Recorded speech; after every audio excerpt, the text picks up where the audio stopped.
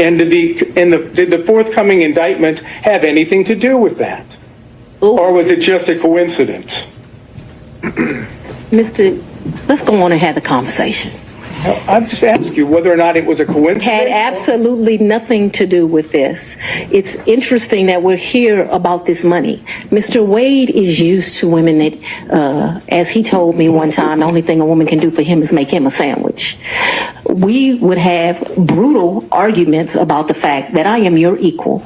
I don't need anything from a man. A man is not a plan. A man is a companion. And so there was tension always in our relationship, which is why I would give him his money back. I don't need anybody to foot my bills. The only man who's ever foot my bills completely is my daddy. Is there anything else you would like to add to that? No. Sure. But I'm sure we'll talk about it further. No, we're not going to talk about it further. All right, no back and forth, Mr. Sadow. Next question. You also said that he was a world traveler and had been on many of the continents. I've been to 6. Have you been on any of those continents with him? Besides this one? Where's Belize? What continent is that? I'm not being funny. I don't know. Let's say, with the exception of Belize with him. I've been to the Bahamas with him. I've been with Aruba with him. Don't embarrass me. I'm not sure what continents those are on. Whatever continents those are, that's where I've been. I'm sure if I gave it some thought, I would tell you. But whatever continents those are, that I've been to those locations, sir. But not Australia or any other continents? I don't even want to go to Australia. I do know he took a trip in December to Australia. I have no idea, I don't know anything about that trip. So my question was, where did that cash originally come from, if it didn't come out of the bank? Cash is fungible. I've had cash for years in my house. So for me to tell you the source of when it comes from, when you go to Publix and you buy something, you get $50, you throw it in there. It's been my whole life. When I took out a large amount of money on my first campaign, I kept some of the cash of that. Visit you at a place that you resided. Okay. I don't understand. You're about to give me that. In 2020, I lived in South Fulton. Okay. That's the only place I lived in South Fulton. That's before I had to abandon my home, Judge. All right. And at my home in We're South gonna clarify Fulton, this. We'll break it he never came there, okay? So if you don't come someplace, you can't live there. Ms. Willis, I'm going to have to caution you. This is going to be the first time I have to caution you. We have to listen to the questions as asked. And if this happens again and again, I'm going to have no choice but to strike your testimony. So, we need to break this down. Ms. Merchant's question, I believe, was asking whether you lived anywhere other than South Fulton. This has been a bombshell, and it was a sort of a slow burn. But if you parse the language, huge issues here. And I want to be really clear: this is not about a relationship between two consenting adults. This has nothing to do with that. It's about lying to the court. It's about potential financial gain on the part of Fanni Willis, and not even so much. That's a second. That takes the back seat here. The issue is that her credibility is shot. Just as Anthony was saying, if she lied to the court, she submitted something to the court that she knew was false and inaccurate, what else was she lying about? It's a horrible look for her. I think this case is dead in the water. Shalom. As always, first I want to give the praises and the glory to Yahweh, Ba'asham, Yahushai, Ba'asham, Rakat, Badash, Dablunas, to the apostles and to the elders of Great Millstone. Shalom to the hopefully late brothers and sisters of the house of Israel. Fanni Williams, boy. She's finished, mate. She's absolutely finished. This woman, Miss Attitude, is finished. I don't need a man, Fanni Williams, Fanni Willis. Miss Attitude, I don't need a man, Fanni Willis. You're finished, mate. Let me tell you. Your prosecutorial career is going down the toilet, mate. All right? With all those degrees that you got, you don't even know what continent you're on when you're traveling, apparently. All right? I mean, seriously. I've seen some attitudes, boy, but this is something else, boy. This woman has got so much attitude, right? She forget that she's the one on trial, not the lawyer or the prosecutor, right? But they're trying to get her out of the case that she's prosecuting against Trump in Fulton County regarding, the trying to turn over the elections, all of that stuff, right? She was the chief prosecutor in that case. Well, she's in the hot seat now.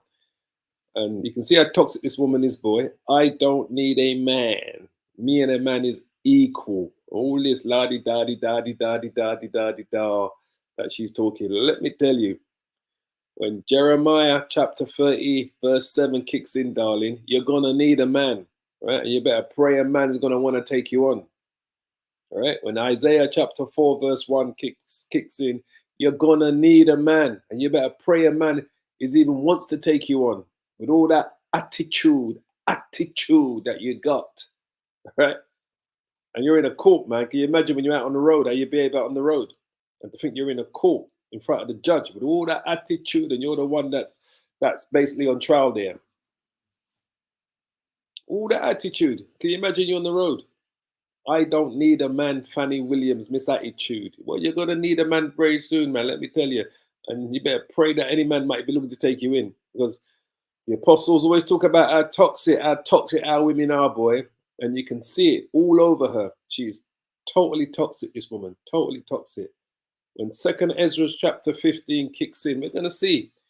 We're going to see if they're going to be still singing the same song. That's what I'd like to know. Seriously. But that is a... With all that, she's probably got master's degrees, this degree, that degree, so she thinks she's above everything.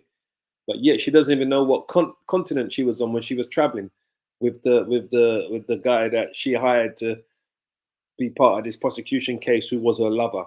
She didn't even know what continent she was on. Or apparently she's got loads of money just sitting around the house. She just gives it out like there's no tomorrow. She doesn't know where she gets her cash from no more. She doesn't know where the cash she gets in her house from. She doesn't know anything no more. All of a sudden, she don't know anything. She can't remember anything no more. All of a sudden, she's got amnesia. Fanny, you'd be the ideal prosecutor on my case. I'd like you to prosecute me on my case, right? Because the fact that you seem to all of a sudden got short-term memory, amnesia, I mean, who wouldn't want you prosecuting them? And you got short-term amnesia. I don't need a man, Fanni Willis. I'm serious. Anyway, to bring out a couple of scriptures, man. I'm not going to spend long on this, man. I'm not going to give you long, darling. But you're going to need a man when Jeremiah chapter 30, chapter 7 kicks in, right? Sorry. Jeremiah. Go. When Jeremiah 30 kicks in, you're going to need a man. You're going to need a man. 30 verse 7, I believe we're looking at. When this day comes, I'm going to see you've got that same attitude. You keep that same energy. That's why I said, boy, you're a perfect example of our women. Let me tell you. And when I say our women, the majority of them, and I'm talking those that are not in the truth. I'm not talking about you women that have woken up to this truth, that know you're Israelites, have converted and repented and come back to Yahweh Bashim, Yahweh Shai. I'm not talking about you righteous women or so-called righteous women, I got to say, you know, the hopeful elect women of Israel. I'm not talking about you women that have woken up to this truth, so don't get this twisted. I'm talking about those women with attitude that she's probably got master's degrees, this degree, so she thinks she's above everything. I don't need a man, Fanni Willis, please. So when this day comes, let me tell you, Jeremiah 30 and 7, alas, for that day is great, so that none is like it. It is even the time of Jacob's trouble. But he, which is the elect of Israel, the remnant, shall be saved out of it. Not all of Israel, just the remnant. He shall be saved out of it. When that day comes, I want to see your attitude. I'd like to be able to witness your attitude, Fanni Willis, when that day comes. Let me tell you. Seriously, this is why the scripture talks about, is it Isaiah 30? It says, rise up, you women that are at ease. Is it Isaiah 30 or Isaiah 3?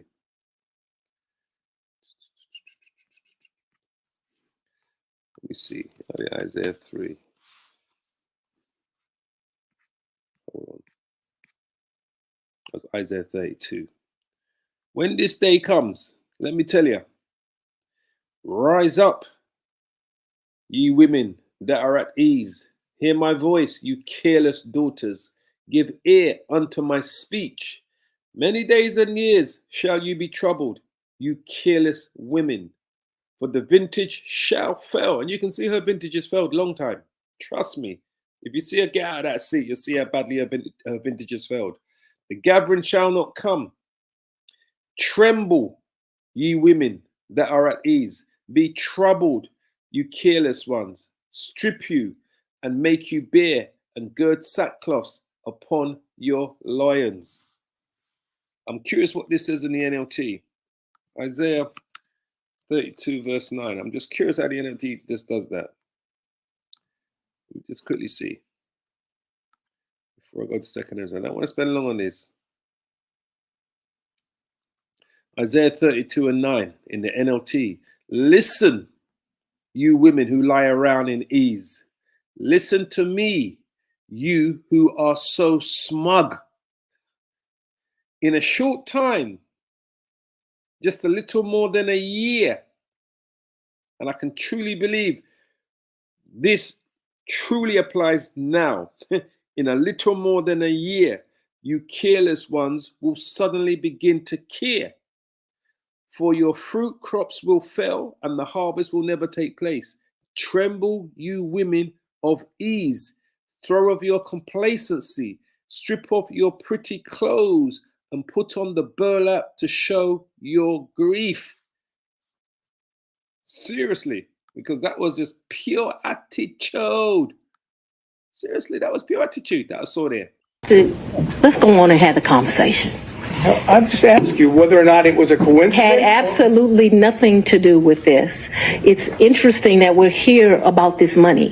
Mr. Wade is used to women that, as he told me one time, the only thing a woman can do for him is make him a sandwich. We would have brutal arguments about the fact that I am your equal. I don't need anything from a man. A man is not a plan. A man is a companion. And so there was tension always in our relationship, which is why I would give him his money back. I don't need anybody to foot my bills. The only man who's ever foot my bills completely is my daddy. Smug. Well, the day is coming, boy, when second Ezra's one more precept. When this kicks in, right? When this kicks in, we're going to see how smug a lot of these women are that are truly at ease. And I say again, these are the women that are, I'm talking about, these are the women I know. I'm not talking about you women that are in the truth, that are woken up, you Hebrew Israelite women that are coming back to the truth bit by bit, you know, repenting and converting, finding your way back to Yahweh, Hashem, Yahweh Shai, who the world ignorantly calls God of Jesus Christ. I'm not talking about you women we refer to as the remnant, the hopeful elect. I'm talking about these type of smug, toxic women of ours. Real attitude that is, you know. You want to see her, I tell you, you want to see how she was behaving in that place, boy. She really thinks she was above everyone. But when this comes, woe to the world and them that dwell therein, for the sword and destruction draws nigh. When this comes, right, and one people shall stand up and fight against another and swords in their hands. And this is coming to America, race wars, civil war, right? You're going to see this divide, political divide. For there shall be sedition amongst men and invading one another.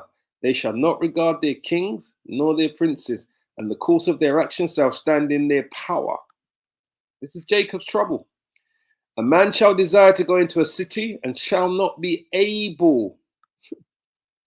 For because of their pride, the city shall be troubled, the houses shall be destroyed, and men shall be afraid. So you could imagine where the women are going to be. Even men are going to be afraid during those times. A man shall have no pity upon his neighbor, but shall destroy their houses with the sword and spoil their goods because of the lack of bread and for great tribulation. That's what's taking place. So, rise up, you women that are at ease. Listen, you women who lie around in ease. Listen to me, you who are so smug. So smug. So I just really want to bring that up. Yeah, boy. So smug. Trust me. I don't need a man, Fanni Willis. Anyway, I'll leave it to you. Leave your comments in the comment board. Just a quick edifying lesson. Like I said, to the righteous women of Israel, Shalom. Keep the faith, holding on, repenting. To the brothers, Shalom, all praise and glory to Yahweh, Hashem, Yahushua, Hashem, Rakah, Kodash. As always, keep praying, keep safe, repent, and hold on to this word. Shalom.